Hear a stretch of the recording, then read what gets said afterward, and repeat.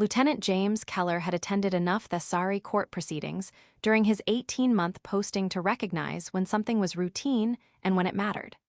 The quarterly strategic planning review was always routine, schedules confirmed, treaties ratified, decisions formalized.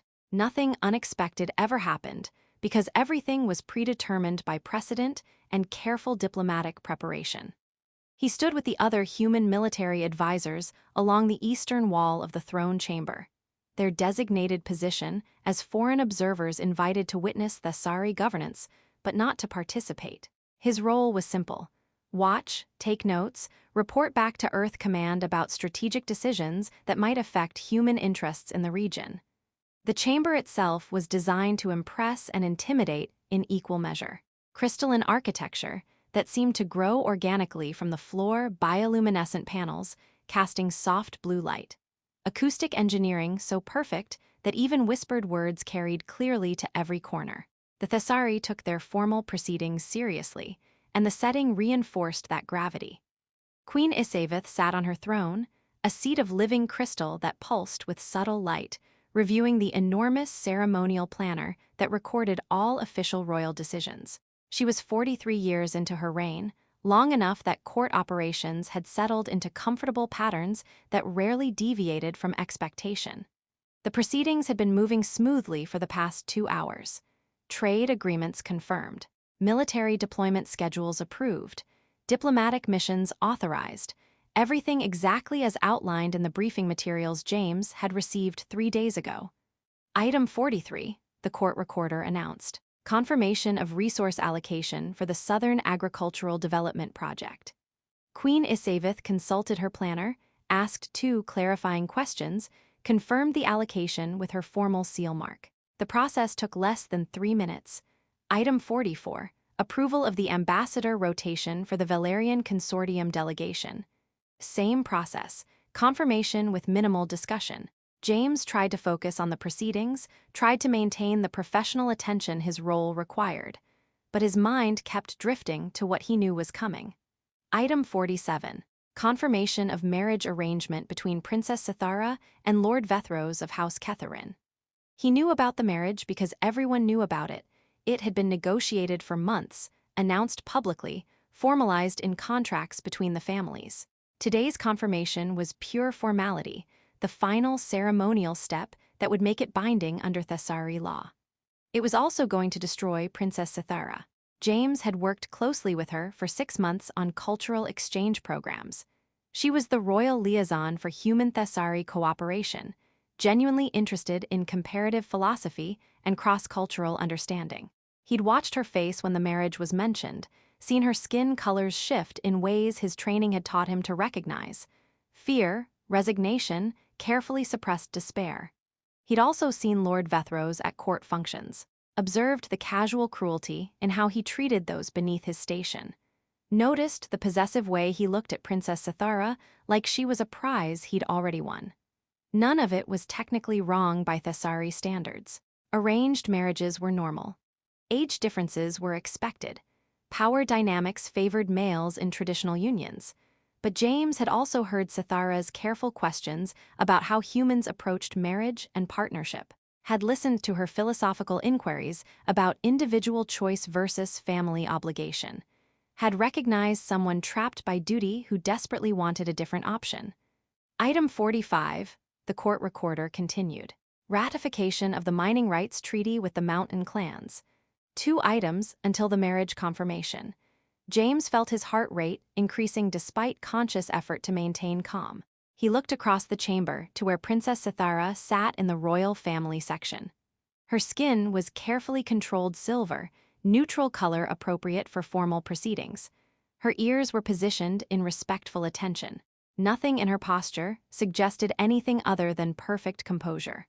But James had learned to read the subtle signs: the slight tension in her shoulders, the way her hands were clasped just a bit too tightly, the occasional flicker of color that escaped her careful control before being suppressed. She knew what was coming. She was preparing herself to accept it with the grace and duty that Thessari princesses were expected to display.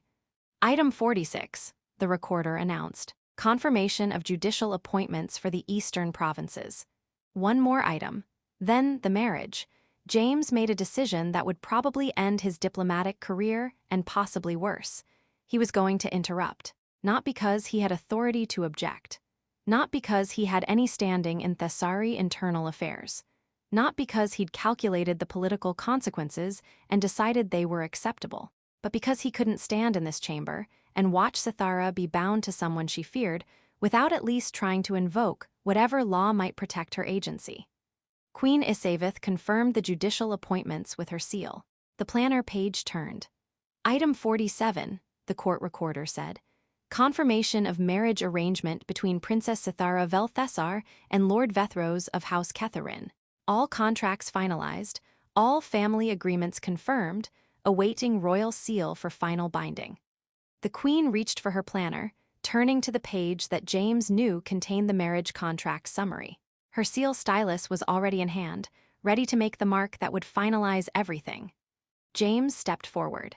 He didn't run, didn't shout, just stepped forward from the eastern wall where the human advisors were positioned, moving deliberately into the open space of the throne chamber where no one was supposed to stand during formal proceedings. The movement broke every protocol of diplomatic observation. Human advisors were present by invitation as witnesses to Thessari governance. They were expected to observe silently from their designated positions. They were absolutely forbidden from interrupting royal business. The court noticed immediately. Dozens of Thessari nobles and officials turning to see who was committing this unprecedented breach of protocol. Queen Isaveth's hand paused, her seal stylus hovering over the planner. She looked up from the page, her skin shifting from the neutral silver of routine business to questioning blue. "Lieutenant Kellor," she said, her voice carrying across the suddenly silent chamber with the perfect clarity that Thessari acoustic engineering provided. "You are out of position." "Yes, Your Majesty," James acknowledged. His heart was hammering against his ribs, but he kept his voice steady through conscious effort. "I apologize for the interruption. I have information relevant to item 47 that I believe the court should hear before confirmation proceeds." The Queen studied him for a long moment. Her skin shifted through colors, assessment purple, consideration blue, something gold that might have been curiosity or might have been warning. Then she asked the question that would change everything. Information or objection? The court went absolutely still, because in Thessari royal protocol, that distinction mattered enormously. Information was neutral data offered for consideration, easily dismissed if deemed irrelevant, carried no particular weight beyond whatever facts it contained. An objection was formal challenge to royal decision, a declaration that what was being confirmed was wrong in some fundamental way. Objections carried legal weight. They triggered review processes, delayed implementation, required the challenger to provide compelling justification or face consequences for wasting the court's time with baseless interference. By asking which James was offering, Queen Isaveth was giving him a choice. She was also giving him warning. If he claimed objection, he would be committing to formal challenge with all the risks that entailed. James met her eyes. "Objection, Your Majesty." The silence deepened. Several nobles made sounds of shock or outrage. A human, a foreign military liaison with no official standing in Thessari internal affairs whatsoever, had just formally objected to a marriage arrangement between members of the royal family. "On what grounds?" the Queen asked. Her tone was carefully neutral, but her skin had shifted to a color James didn't fully recognize, something between intrigued and dangerous. James took a breath and committed completely. "On the grounds that Princess Sythara has not given meaningful consent to this marriage. She is fulfilling duty and obligation, yes, but she has not consented in any sense that honors her agency as a person rather than treating her as a political asset to be allocated according to family interests." The court erupted in outraged murmuring. This was direct challenge to Thessari marriage customs, to family authority, to the entire system of arranged political unions that had sustained noble power structures for millennia. Lord Vethros stood from his position among the nobles. His skin was furious crimson, his voice carrying harmonics of barely controlled rage. "This is outrageous. A human, a foreign military observer, dares to interfere in Thessari family matters." He has no authority, no standing, no right whatsoever to object to arrangements made between noble houses according to our laws and our traditions. He has invoked formal objection, Queen Isaveth said calmly, her voice cutting through the chaos. Under our laws, formal objection requires hearing regardless of the objector's standing or nationality. It is ancient right designed to ensure that even voices without official power can challenge what they believe to be unjust. She looked at James with an expression that suggested she was measuring him very carefully. Lieutenant Kellor, you will provide your complete justification for this objection. Be aware that if your challenge is found without merit, there will be significant consequences for wasting the court's time and interfering in sovereign affairs. You may face diplomatic censure, loss of your position, and possible criminal charges depending on how severely this court views your interference. I understand, Your Majesty, James said. I accept those risks. Then speak, the Queen commanded. Justify your objection. James organized his thoughts. He had one chance to make this compelling enough to matter. Your Majesty, I've worked closely with Princess Sythara for 6 months on the Human Thessari Cultural Exchange Program. During that time, I've observed that she approaches questions of partnership, marriage, and individual choice with genuine philosophical interest. She has asked repeatedly, always carefully, always academically, about how different cultures handle these matters, particularly cultures that prioritize individual consent and mutual choice over family arrangement. He was choosing every word carefully, trying to present observable facts rather than accusations or moral judgments. I've also observed her reactions when this marriage arrangement is mentioned in briefings, social contexts, or formal proceedings. Her skin colors show fear and resignation. She fulfills her duties flawlessly. She has never once publicly opposed this marriage. But she performs those duties with the demeanor of someone accepting inevitable fate rather than entering a partnership she desires or even accepts willingly. Arranged marriages are our tradition, one of the Queen's senior advisors interrupted. Personal desire has always been secondary to family duty and political advantage. The princess understands this. She has been raised to understand this. Her feelings are irrelevant to whether the marriage serves appropriate purposes. I'm not questioning your traditions in general, James replied. I'm questioning whether this specific marriage honors the spirit of those traditions or merely exploits their letter. Thessari law regarding arranged marriages, even in your current statutes, requires that such unions serve both family interests and the individual's reasonable welfare.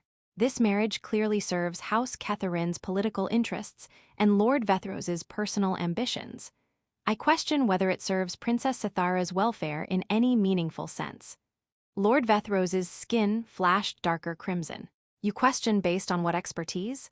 You are human. You have been in our empire for barely 18 months. You know nothing of our culture, our traditions, our sophisticated understanding of marriage and duty and family obligation. I know enough to recognize when someone is afraid, James said quietly. I know enough to see the difference between duty accepted willingly and duty accepted because there's no other choice available. And I know that your own ancient laws, the ones that predate your current marriage codes, specifically state that bonds formed under duress or fear do not honor the individuals involved and should not be formalized. Queen Isaveth's skin shifted to a color James had never seen on her before, something that looked like respect mixed with very serious consideration. You cite ancient law, she said. Which specific statute or covenant are you referencing? The founding covenant on personal bonds, James said, grateful for the months he'd spent studying Thessari legal history when he should have been sleeping. Recorded in the first 3 centuries of your documented governance. It states, and I'm paraphrasing because I don't have the exact formal language memorized, that marriages formed through family arrangement must demonstrate that both parties enter the bond with understanding and genuine acceptance, not merely submission to authority. That the individuals must be partners entering into mutual commitment, not property being allocated by family decree. The court recorder, an elderly Thessari whose role was to maintain and cite legal precedents, spoke up. The founding covenant on personal bonds does exist in our historical records. However, it has been superseded by centuries of family law precedent. It's a historical footnote, not active legal authority in contemporary proceedings. Has it been formally repealed? James asked. Or has it simply been ignored because it's inconvenient to powerful families who benefit from treating children as political assets? The recorder's skin flickered with what might have been reluctant acknowledgement. It has not been formally repealed, but the lack of citation in recent centuries suggests it's considered obsolete. Obsolete, James said, or deliberately forgotten because it represents principles that current practice would rather not be held accountable to. He turned back to Queen Isaveth. Your Majesty, the founding covenant exists. It's never been invalidated. It represents the foundational principle that Thessari marriage law was originally supposed to protect, that even in arranged unions serving family and political purposes, the individuals involved must be treated as people with agency, not as assets to be distributed according to others' interests. This is absurd, Lord Vethros protested. We cannot allow ancient, obsolete covenants to override centuries of established practice based on one human's objection. Why not? James challenged. If the covenant is law, if it was never repealed, then why doesn't it apply? Because it's old, or because acknowledging it would require admitting that current practice violates foundational principles? The Queen raised one hand, and the chamber fell silent. Her skin had settled into thoughtful purple, deep consideration of something significant. The objection raises questions that deserve examination, she said carefully. Lieutenant Kellor has cited law that exists in our records. The question of whether that law remains binding despite lack of recent citation is legitimate legal inquiry. She turned her attention to where Princess Sythara sat in the royal family section. Princess Sythara, you have heard this objection. You have heard Lieutenant Kellor's characterization of your consent or lack thereof. Do you wish to respond? The chamber went absolutely silent, every eye on the princess, waiting to see if she would contradict the human's claims or confirm them. Princess Sythara stood slowly. Her skin was carefully controlled silver, but James could see the slight tremor in her hands that suggested how much this moment was costing her. Mother, she paused, clearly struggling with how to navigate between duty and truth. I understand my obligations to the family and to the empire. I accept that my marriage serves political purposes larger than my personal preferences. I am prepared to fulfill my duty as required. That is not what I asked, Queen Isaveth said, her voice gentle but firm. I asked if you wish to respond to Lieutenant Kellor's specific objection. Do you believe his observation about your consent or lack of meaningful consent is accurate or false? The silence stretched, Princess Sythara looking at her mother, then at James, then at Lord Vethros, whose skin was warning crimson. It is accurate, she whispered. Then, stronger, forcing the words out with visible effort. Lieutenant Kellor is correct. I am accepting this marriage out of duty and obligation. I am not entering it with genuine consent or partnership intent. I am submitting to what I have been told is necessary for family and empire. If that fulfills the legal requirements of Thessari marriage law, then I will proceed with the arrangement. But if anyone asks whether I truly want this marriage, whether I consent in any sense beyond formal submission to authority, the answer is no. I do not. The court erupted in chaos. Nobles talking over each other, advisors conferring urgently, Lord Vethros shouting something about manipulation and inappropriate influence. Queen Isaveth raised both hands and silence returned, though it was the tense silence of barely contained reaction rather than respectful attention. This objection is found to have preliminary merit, the Queen announced, her voice carrying formal authority that cut through all protest. The marriage arrangement between Princess Sythara Velthessar and Lord Vethros of House Ketharin is suspended pending full legal review of whether it meets the requirements of the founding covenant on personal bonds. All contracts are placed in holding status. No further action will be taken until review is completed and findings are presented to this court.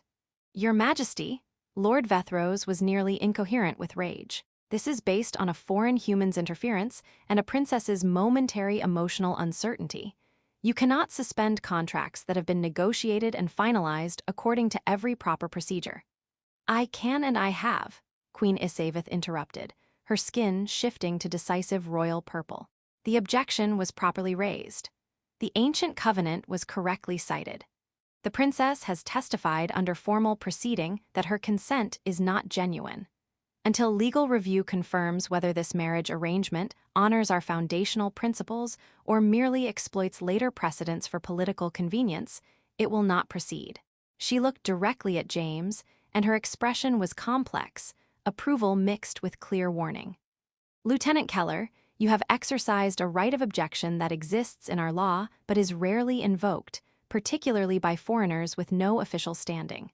Your objection is sustained and will be examined thoroughly. However, you should understand the position you have placed yourself in. You have made yourself central figure in significant Thessari political dispute. You have opposed Lord Vethros and House Catherine publicly. There will be consequences for your diplomatic position, for human Thessari relations, for your personal safety, given that you have created powerful enemies today. I understand, Your Majesty, James said. I accept those consequences. Why? The Queen asked. Why risk everything for a marriage arrangement that doesn't directly affect you or your people? Why commit to formal objection when offering information would have been safer and allowed you to step back if the cost became too high? James looked at Princess Sythara, who was staring at him with an expression of disbelief mixed with profound gratitude. Because I know her, he said simply. I've worked with her, learned from her, watched her try to reconcile impossible demands of duty versus desire. And I couldn't stand in this chamber and watch her be bound to someone she fears without at least trying to invoke whatever law might protect her agency as a person, even if it costs me my career, even if it costs me everything. The Queen's skin shifted to warm gold, profound respect. You have courage, Lieutenant Kellor, and you have reminded this court that ancient law exists for reasons we have forgotten in our comfort with established precedent. The review will proceed. Court is adjourned. The legal review took 3 weeks and became the most contentious proceeding in recent Thessari history. Scholars dug through ancient texts. Legal philosophers debated whether the founding covenant on personal bonds remained binding law or merely historical curiosity. Princess Sythara testified about her understanding of the marriage arrangement and her true feelings about it, testimony that made it impossible to claim she'd entered the agreement with genuine consent. Lord Vethros and House Catherine fought the review viciously, arguing that ancient covenants couldn't override centuries of established practice, that allowing this objection to stand would destabilize the entire noble marriage system, that foreign interference in Thessari internal affairs was intolerable precedent. But the legal conclusion was ultimately clear. The founding covenant had never been repealed. It represented foundational principle that later laws were supposed to honor, not contradict. And Princess Sythara's own testimony confirmed that this specific marriage violated that principle by prioritizing political convenience over genuine consent. The marriage arrangement was formally invalidated. Lord Vethros lost significant political influence. House Catherine's relationship with the royal family was severely damaged, and James Kellor became simultaneously celebrated and vilified depending on which Thessari faction was asked about him. 3 weeks after the ruling, Queen Isaveth summoned him to private audience in chambers far from the formal throne room where everything had started. You interrupted fate, she told him without preamble. Stepped forward when you had no right, no standing, no certainty that your objection would be heard rather than dismissed. Forced this court to examine what it was about to confirm without thought. I couldn't let it happen without trying, James said, even if trying meant destroying my career. Your career is not destroyed, the Queen observed. Though it is certainly transformed, you can no longer be neutral observer. You have become person of consequence in this empire, someone whose voice carries weight because you demonstrated willingness to risk everything to use it. She studied him thoughtfully. When you stepped forward before you spoke, I asked you a question, information or objection. Do you understand why I asked that? You were clarifying whether I was offering neutral data or formal challenge, James said. I was giving you a choice, the Queen corrected, and testing whether you had the courage to commit to the harder path. When you stepped forward out of position, I recognized something in your bearing. Desperation, yes, but also conviction. I wanted to know if you would commit to formal objection with all its risks, or if you would retreat to safer information offering when confronted with potential consequences. You were testing me, James realized. I was offering you rope to hang yourself or elevate yourself, Isaveth replied. The choice of which was entirely yours. If you had chosen information, I would have heard you briefly, dismissed your concerns as insufficiently relevant to override contracts already finalized, and proceeded with confirmation. You would have noted your objection for the record and avoided significant consequences. But I chose objection, James said. You chose commitment, the Queen corrected. You chose to put yourself at genuine risk rather than offering polite observation from safe distance. That choice transformed a routine proceeding into a point of no return, for you, for my daughter, for the precedent about ancient law and personal consent in marriage. Her skin shifted to warm gold. My single comment, asking you to choose between information and objection, that froze the court because everyone in the chamber recognized what I was doing. I was giving you opportunity to commit or retreat. I was making explicit that what happened next depended entirely on your courage to follow through rather than step back. You knew what you were doing, James said. When you asked that question, you weren't just clarifying protocol. You were creating a moment where I had to decide who I wanted to be. Exactly, Isaveth confirmed. I gave you a choice that revealed character, and you chose objection over information, risk over safety, commitment over polite observation. That choice has consequences. My daughter is free from a marriage she didn't want. Ancient law has been reaffirmed as binding principle. The court has been reminded that foundational covenants matter more than comfortable precedent. She paused. You have also made powerful enemies and complicated human-Thessari relations in ways that will take years to fully resolve. Lord Vethros will not forgive this humiliation. House Catherine will oppose human interests at every opportunity. Some factions of my court view your intervention as dangerous foreign interference that should never have been permitted. I know, James said. I accepted those consequences when I chose objection over information. Yes, the Queen agreed. You did, and that acceptance, that willingness to pay the price for doing what you believed was right, that is why you are now person of consequence rather than foreign observer. You elevated yourself through courage to commit fully rather than partially. She looked at him seriously. A single sentence can outweigh pages of carefully laid plans when that sentence comes at the right moment from someone brave enough to speak it. I asked you one question. You gave one answer. And that exchange transformed everything, not because the words were sophisticated, but because the moment demanded choice and you made the harder one. Information or objection, James repeated. The question that changed everything. The question that revealed who you are, Isaveth corrected. I didn't change anything. I simply created space for you to demonstrate whether your convictions were strong enough to risk defending them formally. You did. That demonstration is what mattered. Years later, when James was no longer a junior military liaison, but a senior diplomatic advisor with genuine influence in human-Thessari relations, he would reflect on that moment when the Queen lifted her planner and he stepped forward. How a single question, information or objection, had demanded he choose between safety and courage. How his answer had transformed him from observer to participant, from someone noting problems to someone willing to challenge them formally. How timing and sovereign recognition had elevated an ordinary interruption into something that changed lives and precedents. The Queen had asked one question. James